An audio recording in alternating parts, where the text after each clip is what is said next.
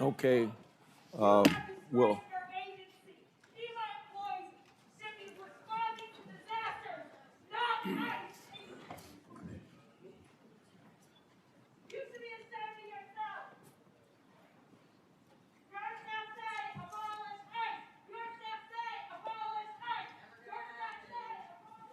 you may proceed. Thank you, Mr. Chairman, and thank you to the ranking member, Senator Durbin, as well, and the distinguished members of this committee. I appreciate the opportunity to be with all of you today and talk about the important matters and work that the Department of Homeland Security does every single day. The Department of Homeland Security. Hey, could maybe pull the microphone closer to you, please? Okay. And the red light is on? Yep, it is. Okay, proceed. The Department of Homeland Security was established in the aftermath of 9/11, one of the darkest days in our nation's history. That resulted in the death of nearly 3,000 Americans. The mission of the Department of Homeland Security at that time was just as critical as it is today. We protect our American people, we prevent acts of terrorism, and we defend our homeland. Every action that the Department of Homeland Security takes is guided by that mission and by that responsibility. Thanks to President Trump's leadership and the hard work of the men and women of DHS, our department has delivered historic results and has made our communities safer. Since the start of President Trump's second term, daily encounters along the southwest border declined by 96% compared to the Biden administration's daily average. We've reached the lowest levels ever recorded in U.S. Customs and Border Protection's history. In President Trump's first year, total Border Patrol apprehensions along the southwest border were less than the average of a single month under the Biden administration. For 10 straight months, the Border Patrol has released 0 illegal aliens into the interior of the United States. And in President Trump's historic first year back in office, nearly 3 million illegal aliens have left the United States as a result of the administration's enforcement efforts from following the law. That includes 2.2 million that have voluntarily left and returned back to their home countries, and more than 675,000 detainments and deportations. A majority of the aliens that were arrested by Immigrations and Customs Enforcement have a criminal record and have been charged with or convicted of secondary crimes in addition to their initial crime of being in the United States illegally. During this period, ICE has arrested over 1,500 known and suspected terrorists, more than 7,700 known gang members, many of them that were allowed to come into this country under the Biden administration. We have also reached the lowest murder rate in the last 125 years since that data was tracked.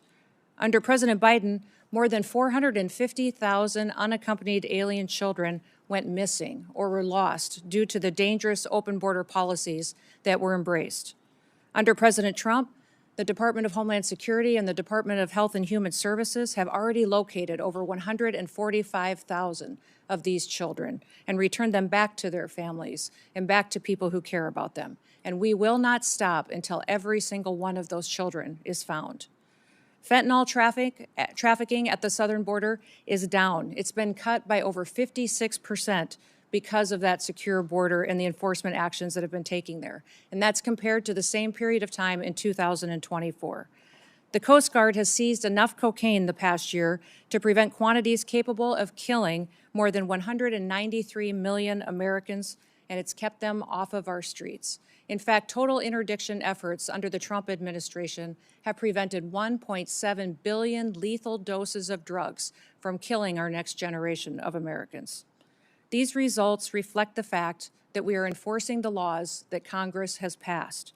I want to address the dangerous environment that our ICE officers face on the streets today. They are facing a serious and escalating threat as a result of deliberate mischaracterizations of their heroic work and rhetoric that demonizes our law enforcement. DHS has documented an 8,000% increase in death threats against our ICE officers and their families, as well as more than 1,300% increase in assaults while carrying out the lawful enforcement operations that they do every single day.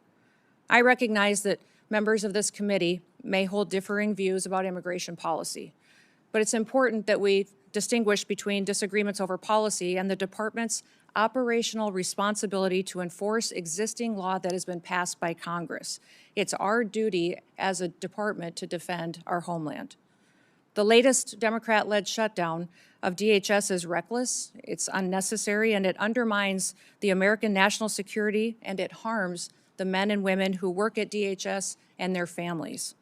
Despite the House passing a bipartisan, bicameral full-year DHS funding bill, it is Senate Democrats who've chosen not to fund the department and have held this department hostage. As a result, critical national security missions, including border security, immigration enforcement, aviation security, disaster response, cybersecurity, and the protection of critical infrastructure are all being strained. Our ability to provide for a safe and successful World Cup is being hindered as well. More than 100,000 dedicated DHS employees are once again being asked to work without pay for the third time in just 5 months. At a time when we've produced the most secure border in history and removed nearly 3 million illegal aliens from our country, disrupting the department responsible for those gains is indefensible. I want to thank the men and women of the Department of Homeland Security for their professionalism, for their dedication, for their commitment to keeping America safe and continuing to show up and work even though they aren't being compensated for it. They've kept us safe and they have patience, and our success is only possible because of their service and sacrifices. I also want to thank our angel families that are behind us to tell their stories and testimonies, and also thank my husband for being here in support as well. Thank you for the opportunity to testify, Mr. Chairman, and to all the distinguished members. I look forward to your questions today. With that, I yield back.